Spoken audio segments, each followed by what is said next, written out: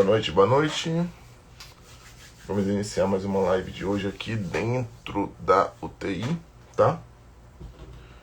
E hoje vai ser um tema muito mais relacionado à formação de equipe e desenvolvimento de time dentro da unidade, tá? Eu recebi muitas dúvidas em relação durante esse período, sobre formas e estratégias de desenvolver pessoas dentro da unidade. Em especial unidades como essa, que querendo ou não, existem uma certa rotatividade de profissionais, tá? A base desse caso aqui veio de uma colega que é de Brasília, tá? Ela pontuou aqui, basicamente, a dificuldade que ela tem de implantar algumas ações de melhoria da unidade, mas ao ler o relato dela, eu percebi que era uma dificuldade que ela tinha muito mais de sustentar ações de melhoria da unidade, tá? Da sua unidade. Então, só para vocês verem um relato aqui, vou falar de maneira bem breve, tá? A UTI que eu trabalho, ela tem 20 leitos, tá? No hospital. Nós passamos aqui por uma rotatividade de profissionais dentro da unidade, tá? E essa rotatividade de profissionais dentro da unidade leva a uma perda ou a uma necessidade constante de desenvolvimento de profissionais dentro da UTI. Em especial, relatando aqui os profissionais da equipe de enfermagem, tá? Acontece que, ao ela citar tudo isso, só para vocês terem uma ideia aqui, eu vou usar um termo técnico, ela tem um turnover aqui acima de 5% dentro da sua unidade. Isso chamou a atenção, confesso a vocês que me chamou a atenção aqui. É um turnover relativamente alto, tá? E aí, ela conclui aqui com uma situação clínica. Vou falar aqui para vocês. Ela teve dentro da unidade dela, a ocorrência de uma queda de um paciente, tá? O paciente caiu, teve um trauma leve na região dorsal e na região trocantérica, tá? Mas não houve necessidade de maior intervenção, tá? E ela já tinha feito algumas observações com relação à sua equipe sobre o posicionamento e diretrizes de boas práticas frente a pacientes agitados dentro da unidade, tá? Bem, não vou entrar aqui inicialmente num tema técnico específico e falar sobre agitação, delírio, dor, que é um tópico bem detalhado dentro da unidade de terapia intensiva, que nós devemos ter uma boa prática, tá? Mas o que me reflete aqui é um problema que se vê de maneira recorrente em profissionais que ascendem a cargos de liderança na equipe ou em equipes de enfermagem e outras equipes multiprofissionais. Uma coisa é fato, pessoal. Não é incomum, ou não tem sido incomum, a percepção de que, muitas das vezes, quem ascende a um cargo de liderança é o melhor profissional técnico. Ou seja, eu tenho o melhor enfermeiro, eu tenho o melhor fisioterapeuta, eu tenho o melhor fonoaudiólogo, eu tenho o melhor psicólogo, e esse aqui, eu suponho, é uma condição base de que ele vai ser o melhor líder. Infelizmente, isso não é verdade, tá? As competências de liderança, elas não são competências técnicas somente, mas as competências de liderança, elas envolvem outras competências que se fazem necessárias serem desenvolvidas. Exemplo, trabalho em equipe, resolução de conflito e comunicação adequada, tá? Inovação e mudança, planejamento, execução, essas são competências de liderança, tá? E é nítido que 99% dos profissionais que atuam em uma linha de operação, eles não têm essas competências, ou não tiveram essas competências na sua formação base. Então este aqui é um ponto bem importante de já fazermos. O que eu percebo aqui, não sei que se trata do caso, mas eu tenho uma pessoa extremamente bem consciente dos seus problemas, que identificou aqui que não está conseguindo implantar uma cultura adequada de segurança na sua unidade. Tá tudo certo. Ela deu um diagnóstico sobre um problema. Só que geralmente quando eu vejo problemas como esse, eu vejo problemas relacionados à liderança, tá? São problemas relacionados ao desenvolvimento da liderança desse profissional que eventualmente não conseguiu desenvolver o seu líder, tá? E aqui, pessoal, ou melhor, o seu liderado.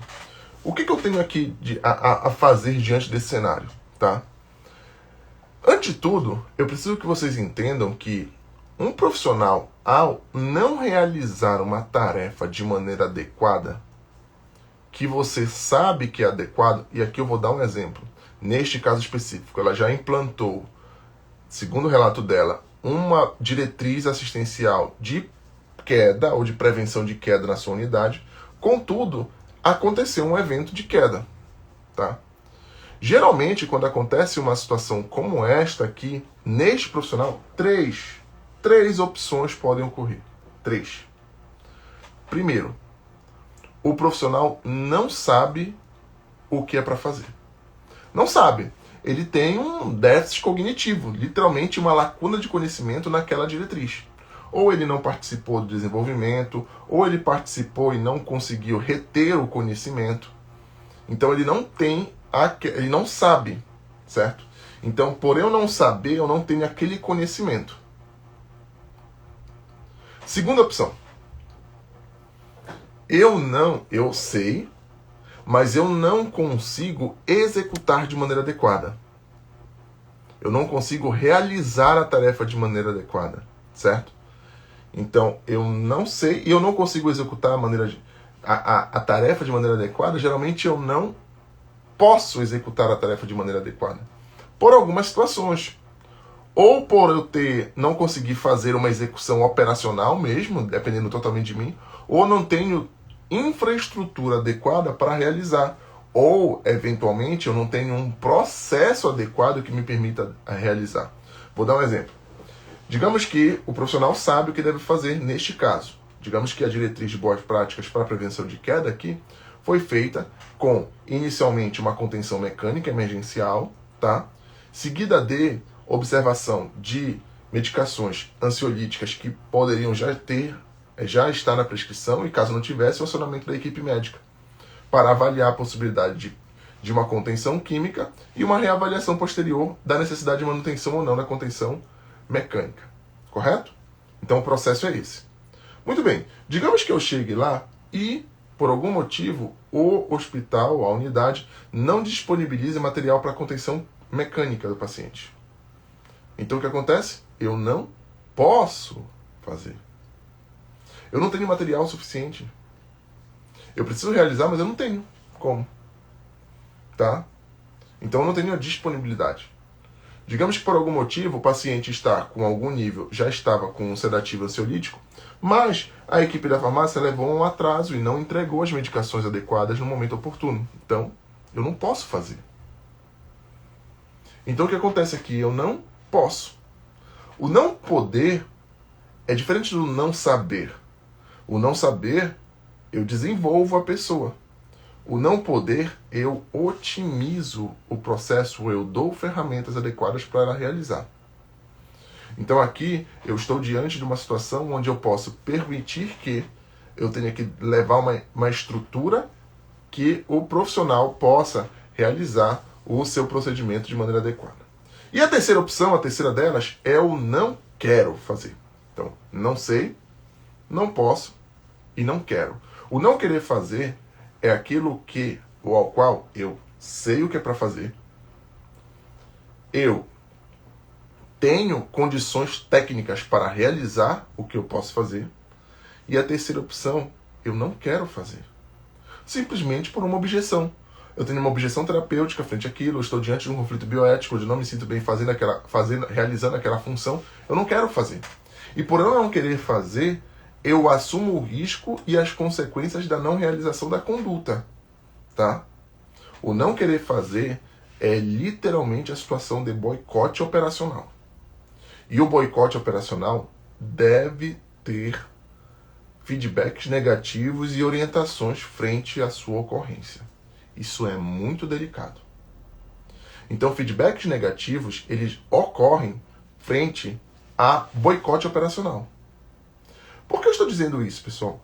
Porque geralmente, quando eu vejo profissionais de enfermagem especial atuando frente a esses colaboradores que eventualmente eles podem ter essa ação, eles geralmente partem para essa última tarefa ou para essa última ação.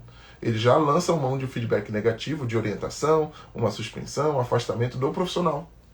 E assim eu gero um conceito que se chama de cultura punitiva. Eu começo a punir as pessoas, mas eventualmente elas não estão fazendo porque eu não consigo fazer uma análise dialética da situação. Simplesmente porque ela não tem condições para fazer, falta infraestrutura para fazer. Tá? Ou ela não sabe fazer. E não foi identificada aquela lacuna de conhecimento. Simplesmente a pessoa não sabe, ela não sabe realizar. Ela não sabe fazer o processo de maneira adequada. Então observe que minimamente eu consigo tratar cada uma de maneira distinta. O não saber, o não poder e o não fazer. Ou eu não querer fazer, certo? E o não querer, podemos dizer assim, tá? O não saber, o não poder e o não querer. Cada uma tem um tratamento diferente. Então, você que está passando por essa situação agora, em especial a colega que relatou essa situação aqui da sua equipe, ela deve saber em qual ou em quais dos 3 pontos a sua equipe ou o profissional se enquadra. Porque cada uma delas irá exigir um posicionamento diferente frente a cada uma dessas ações. Eu lembro de uma situação, fui visitar um hospital e o profissional estava passando por uma situação muito semelhante a essa, certo? Havia muita resistência para implantar determinadas situações, tá? Algum momento a gente vai falar sobre trabalho em equipe e frente à identificação de profissionais de equipe e um conceito que eu costumo chamar de terrorista na equipe, certo? Mas eu não vou entrar nesse conceito agora, não faz nem sentido, que aí prolongaria demais. Mas esse profissional geralmente que está ali em boicote consciente do que está acontecendo dentro dessa unidade são profissionais que contaminam a equipe. E você deve estar ciente de que você, como profissional, deve atuar diretamente tanto no reconhecer quanto no entender que esses profissionais podem levar a um prejuízo operacional da assistência ao paciente. Tá? Então eu preciso entender, compreender que esses profissionais estão ali fazendo um trabalho muito técnico e estratégico. Tá? Então, muito cuidado com essa situação, tá? Eu chamo a atenção que ao realizar uma tarefa como essa, ao identificar uma tarefa como essa, em especial não querer realizar essa ação técnica, que você esteja ciente de que isso é frequente, tá? Contudo, pessoal, com toda essa experiência que eu falei passei para um hospital no Sul, que eu fiz uma avaliação, e estava ali uma equipe, certo? E eles estavam com uma dificuldade de realizar um projeto terapêutico. Eles não conseguiam implantar o projeto terapêutico. E falaram que os médicos não colaboravam, que a equipe de enfermagem não colaborava, não tinha... Resumindo, me chamaram para falar com os médicos. E aí eu fiquei durante o período da noite lá, para falar com os médicos lá sobre projeto terapêutico. Foi mais ou menos uns 40 minutos de palestra que eu falei com eles. E ali naquele momento, no final da palestra, os médicos chegaram comigo, 2 ou 3 colegas chegaram comigo e falaram: Edgar, eu queria te agradecer, porque, poxa, agora a gente entendeu do que se trata e como se faz um projeto terapêutico. Olha o termo que ele usou. Entendeu. Por que estava tendo boicote? Por que não estava tendo projeto terapêutico? Porque simplesmente as pessoas não sabiam fazer e não entendiam o que era para fazer. O problema estava no conhecimento. Conhecimento, certo? Conhecimento. Então eu não sabia, eu não tinha o conhecimento. Depois que eu quebrei algumas barreiras e objeções de conhecimento, agora eu quebrei essa primeira objeção. E depois disso, agora eu já vou para as habilidades e o desejo de realizar. diga-se de passagem, esse conceito agora de conhecimento, habilidade e atitude, inclusive atitude é uma tradução, na minha opinião, é uma tradução errada dessa palavra do inglês, certo? Porque é conhecimento, habilidade e desejo, certo? É o que nós chamamos de competência. O que é uma pessoa competente? É uma pessoa que sabe fazer, é uma pessoa que faz de maneira adequada, não basta só saber, tem que fazer, e uma pessoa que tem o desejo de realizar. De nada adianta eu saber, de nada adianta eu fazer, se eu não tiver o desejo oportuno de realizar quando necessário. Certo? Então eu preciso de uma atitude adequada, eu preciso de uma habilidade adequada e eu preciso de um conhecimento. Conhecimento, habilidade e atitude é o que se chama de chá e a base da competência. Tá? Então uma equipe competente, um profissional competente, ele tem conhecimento de um tema, ele tem habilidade para realizar a tarefa e ele tem o desejo. Ele tem o desejo de realizar a tarefa quando oportuno, quando bem preparado. Tá? Então não esqueça desse conceito. A minha orientação preliminar para essa colega, no caso de hoje, é que você reconheça esses 3 pontos na sua equipe, para que você possa fazer de maneira adequada e oportuna o tratamento de qual dos pontos é o ponto de maior relevância. Tá? Inclusive, tem um post no meu Instagram, acho que é bem antigo esse post, ele fala exatamente sobre cultura justa. Nós falamos e se fala muito sobre cultura não punitiva. Eu sou contra essa cultura não punitiva. Porque se eu tenho uma não realização de uma tarefa de maneira consciente, entendendo os riscos que isso pode acarretar ao desenvolvimento da tarefa ou ao risco operacional, seja para um paciente, seja para o colaborador, seja para a instituição, eu tenho um boicote operacional.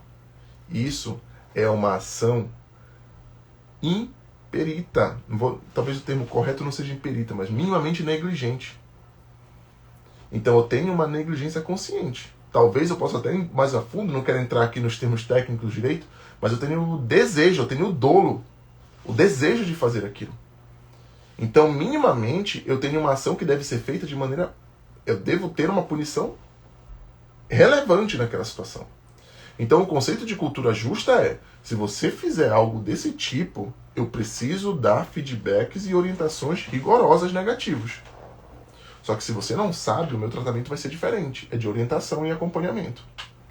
Então, cuidado com esses pontos de cultura não punitiva com cultura justa. Porque a cultura não punitiva, ela pode levar você a gerar uma cultura de... Não falo nem de punição, mas de omissão. Uma cultura de onde eu vou ter um cenário onde a equipe e os profissionais vão reconhecer que nada se faz ali. Pode ser fazer tudo, porque, na verdade, nós vamos só analisar os processos. E tá tudo certo, tá bom? Então, muito cuidado com esse tipo de ação frente à sua equipe. Então, amanhã nos encontramos novamente nesse mesmo horário. Um grande abraço a todos e boa noite. Tchau, tchau.